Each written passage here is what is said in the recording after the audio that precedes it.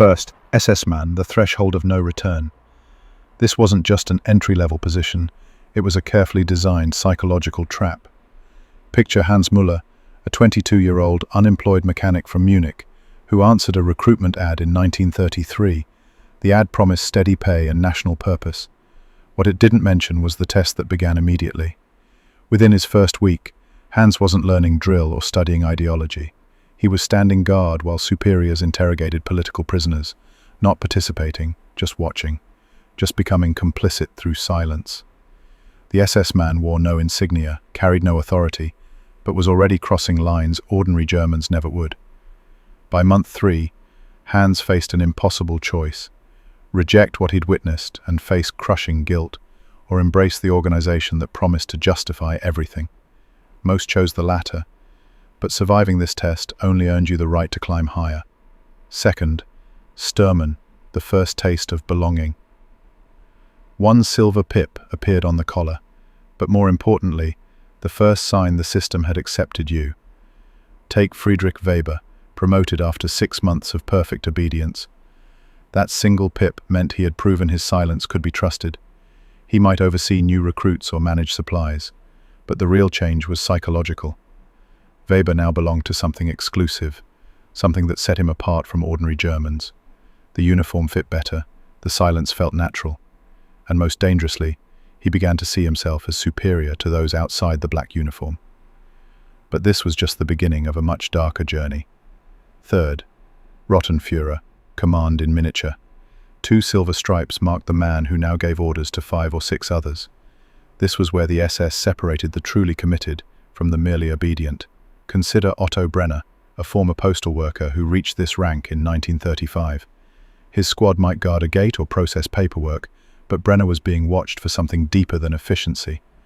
The SS leadership observed how he handled minor infractions, whether he showed initiative in enforcing discipline, and most critically, whether he could make others complicit in acts they couldn't defend.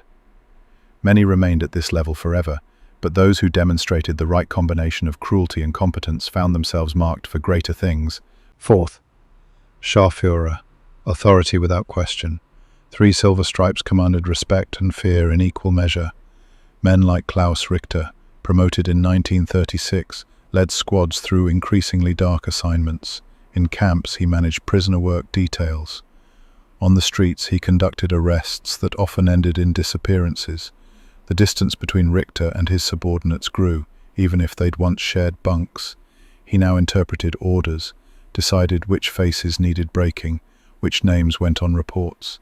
His authority extended beyond tasks into life and death decisions. The organization had shaped him into something cold and calculating, and he wore that transformation like a badge of honor. Fifth, Unterscharführer, the reliable enforcer. 2 broad silver lines flanked by black-marked men who no longer needed supervision. Take Werner Schmidt, who reached this rank in 1937.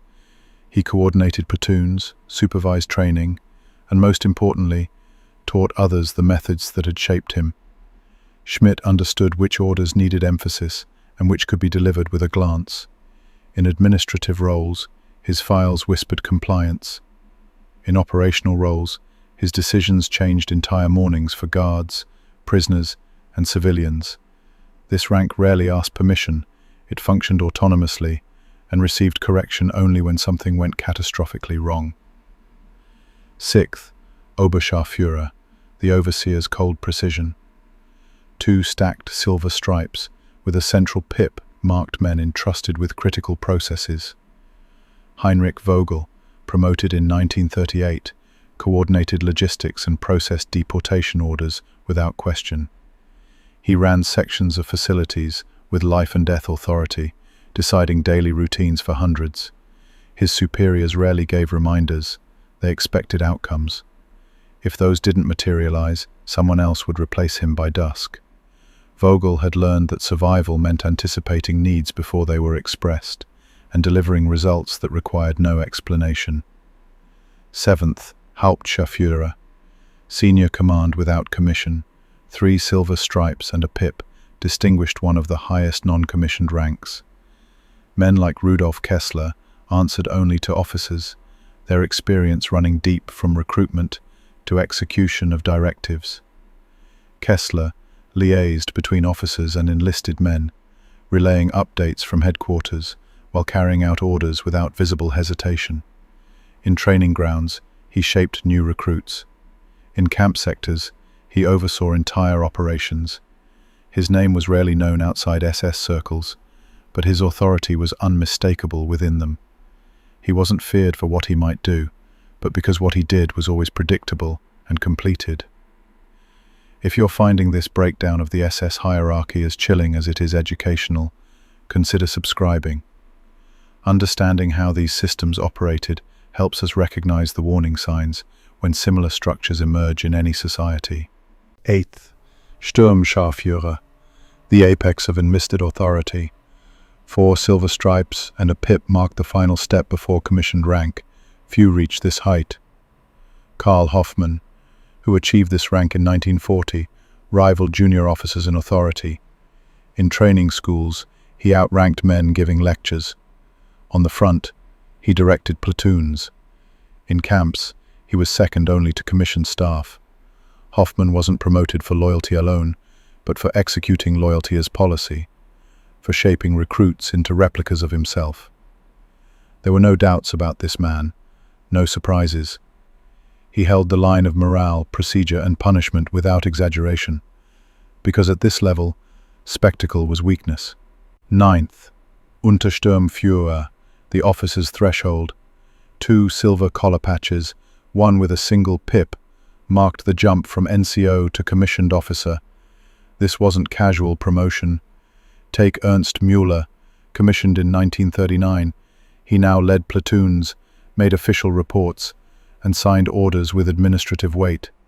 Müller often came from academy programs, but some earned battlefield commissions or ideological fast tracks.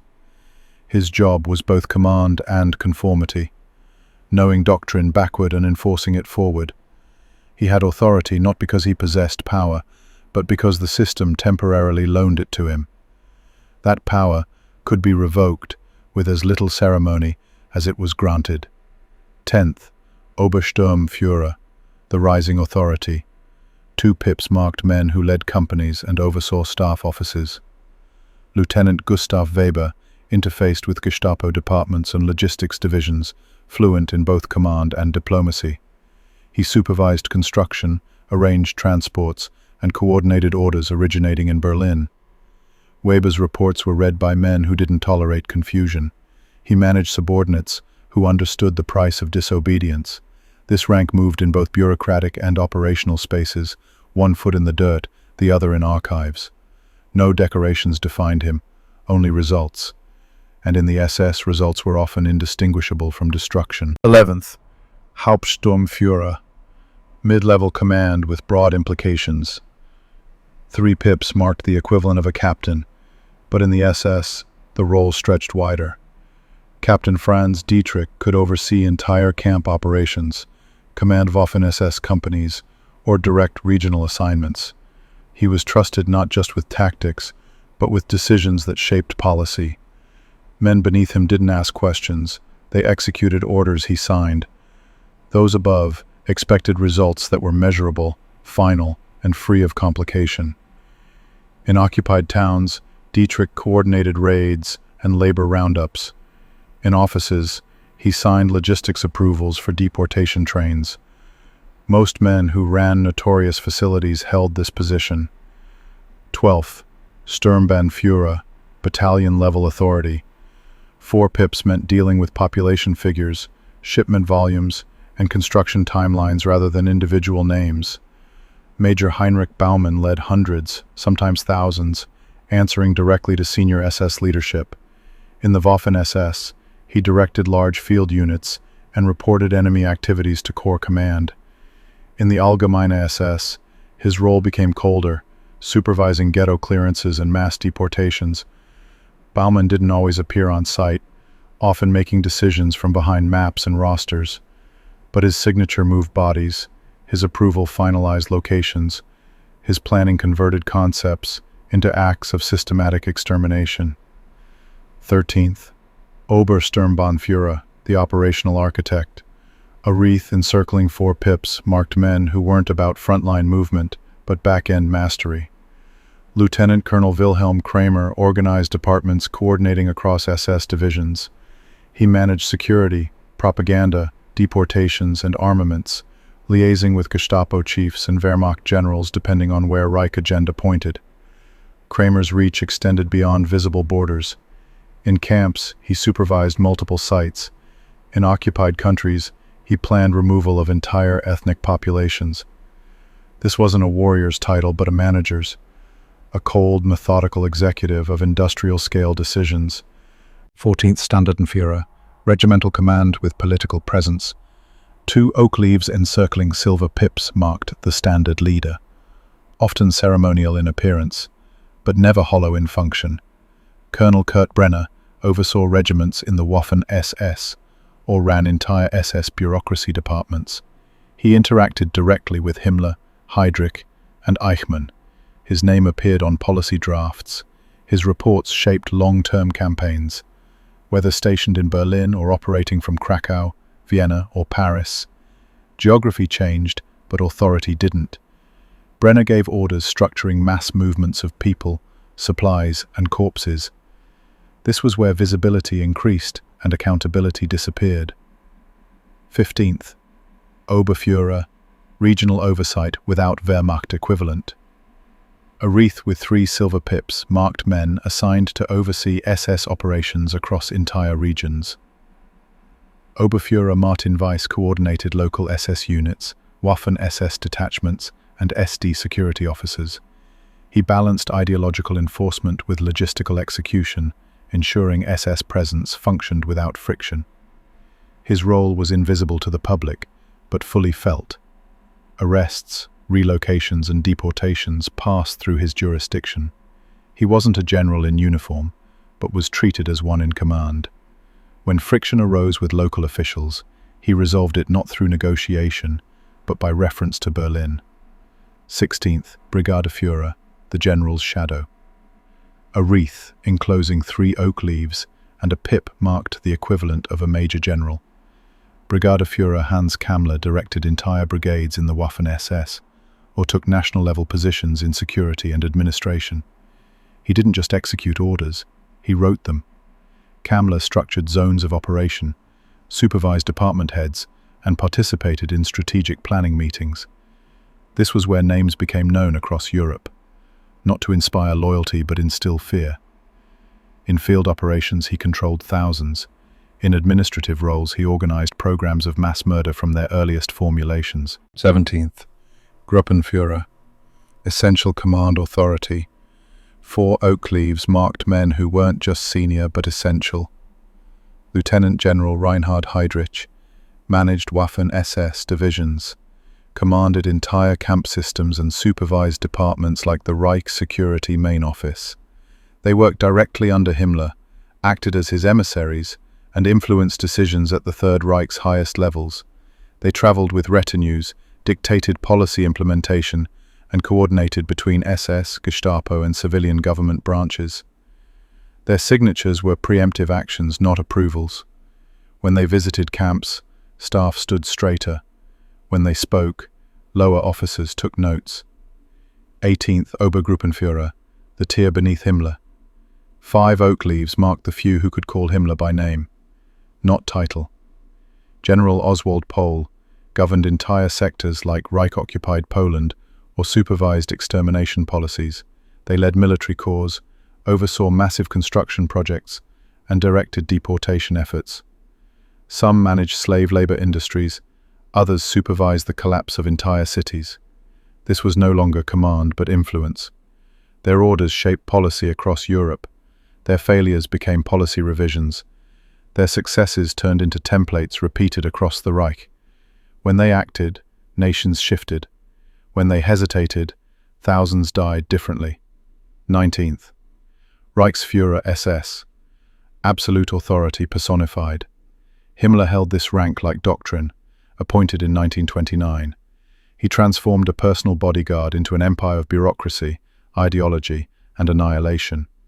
He wore plain black, nothing theatrical.